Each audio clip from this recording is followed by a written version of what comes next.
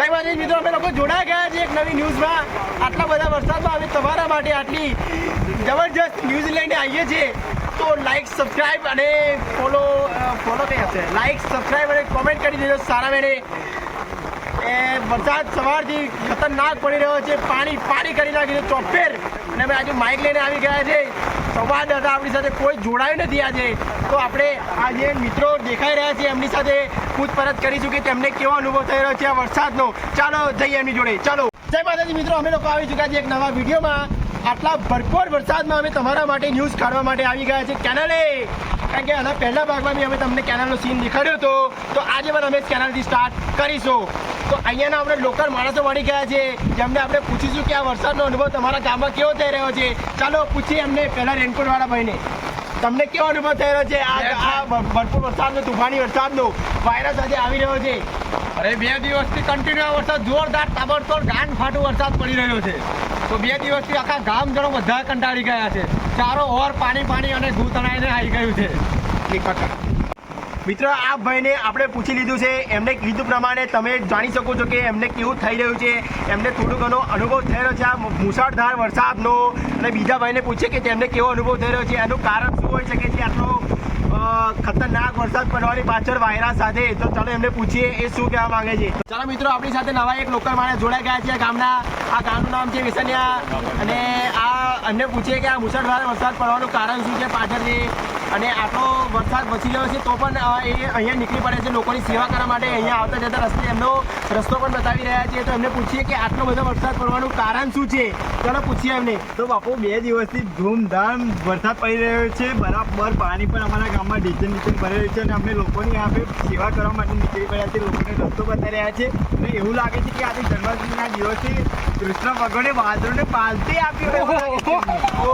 તો મિત્રો તમે જોઈ શકો છો કે આ માણસને લાગી રહ્યું છે કે કૃષ્ણ ભગવાને વાદળોને પાર્ટી આપી હોય, જાણે એમના ઘરે આખું કન્ટેનર ઉતારી દીધું હોય દારૂનું, એવું કહી રહ્યા છે. તો તમને ખબર પડશે આ રીતે કે આ શું કહેવા માંગી રહ્યા છે. હવે આપણે જઈએ, એ લોકો કહેવા માંગે છે કે એમના ગામમાં ડીઝલ પાણી સમાયું છે. તો આપણે પણ તમને દેખાડીએ. તો દેખીએ અને દેખાડીએ પાણી કેટલું ઘણું આવી ગયું છે ગામમાં. સમસ્ત પરિસ્થિતિ કેવી છે, ગામની ગંભીર છે કે કેવી છે, લોકો કઈ રીતે નીકળી રહ્યા છે, બાઇક કઈ રીતે નીકળી રહી છે. તો ચાલો મળીએ અમે તમને ગામમાં પાણી સાથે. ચાલો.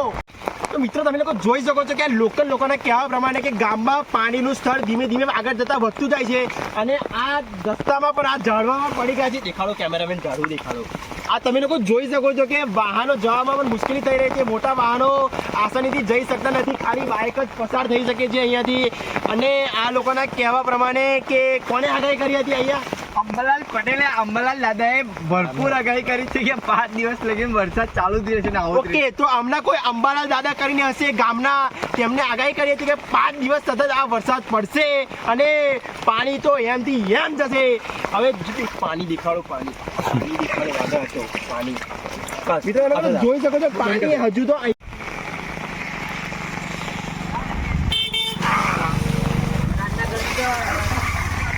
મિત્રો તમે લોકો જોઈ શકો છો કે પાણીનું સ્તર કેટલું વધી ગયું છે.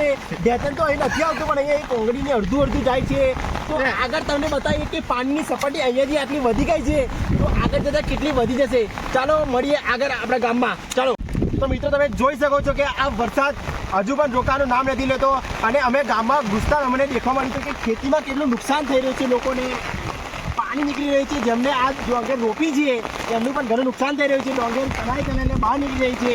તો તમે જોઈ શકો છો કે કેટલું લોકોને કેટલું સહન કરવું પડે છે વરસાદમાં.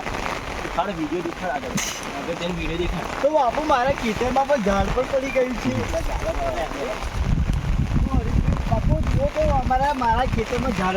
તો મિત્રો તમે લોકો જોઈ શકો છો કે આ ધોવાતી ખેતીમાં આ લોકો શું કહેવા માંગે છે. જનતાને 2 પ્રશ્ન પૂછીએ આપણે. ચલો પહેલા અમને પૂછીએ. તો અમે કરેલી આ ડાંગર એના અમે ચોખા બનાવીશું. આ ચોખા હવે ચોખા જ નહીં રહે તો અમારા બાળકો મમ કઈ રીતે ખાશે, અને બની જશે આની ખીચડી. મિત્રો તમે લોકો જોઈ રહ્યા છો કે હમણાં મોઢા પર કેટલું દુઃખ ભરેલું છે, કેટલું દર્દ નીકળી રહ્યું છે હમણાં મોંમાંથી. હવે બીજા માણસને પૂછે કે એ શું કહેવા માંગે છે. બાપુ અમે ડાંગર ભાત ખાવા માટે કરી છે, પણ આ પાણી અમારે ડાંગરની ખીચડી બનાવી દીધી છે.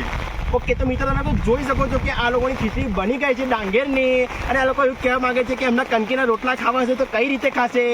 તો કારણ કે ડાંગર પીલા માટે ચોખા જ નહીં હોતા, એ લોકો કણકીના રોટલા કઈ રીતે ખાવાના, અને એ લોકો કુલેર બી કઈ રીતે બનાવશે?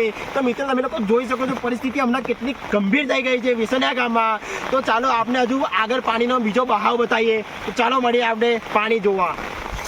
તમે લોકો જોઈ શકો છો કે અમે ગામમાં ઘૂસી ગયા છીએ, અને પાણીની સપાટી તમે લોકો જોઈ શકો છો. આખા ફૂલ રોડ પર વરસાદ વરસી રહ્યો છે, અને પાણી ખેતરમાંથી સારી રીતે જઈ રહ્યું છે. તમે લોકો જોઈ શકો છો અહીંયા ઘરે જવાનો પણ રસ્તો નથી બચ્યો અહીંયા, અને તમે લોકો જોઈ શકો છો આજુબાજુ, અને આ ગટર લાઈનનો ઉપયોગ તમે લોકો જોઈ શકો છો પાણી તળાવમાં થઈ રહ્યો છે. તમને એવું લાગતું છે કે ગટર લાઈન નથી, પણ આ ખરેખર ગટર લાઈન છે. જ્યારે વધારે વરસાદ પડે ત્યારે ખબર પડે કે ગટર લાઈનનો ઉપયોગ કરવામાં આવે છે. આ છે દુનિયાની અનોખી ગટર લાઈન. જો મિત્રો, આ છે ગટર લાઈન, આ વિસનયાની પ્યોર આ જો ઉપરથી પાણી અંદર જાય ડાયરેક્ટ ઉપરથી ડાયરેક્ટ. તેની બાજુ ગટર લાઈન ને આ બાજુ વિસનયાની. શું દાદા તમે શું કહેશો આ ગામ વિશે? પાણી ભરાયેલું છે. તમે લોકો જોઈ શકો છો કે પાણીનું સ્તર વધતું જાય છે, અને આ લોકો પાણીથી બચવા માટે ઉપર ચડી ગયા છે. તમે લોકો જોઈ શકો છો બાળક અને આ બાળક હમણાં લહેર કરી રહ્યો છે, પાણીની મોજ માણી રહ્યો છે. ચાલો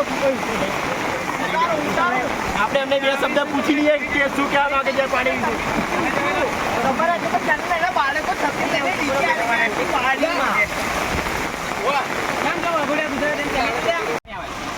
મિત્રો તમે લોકો જોઈ શકો છો કે આ માણસ પાણીથી બચવા માટે ચોકી પર ચડી ગયો છે. પાણીની સપાટી વધી રહી છે, તો માણસને પૂછી લઈએ કે શું કહેવા માંગે છે વરસાદને માટે.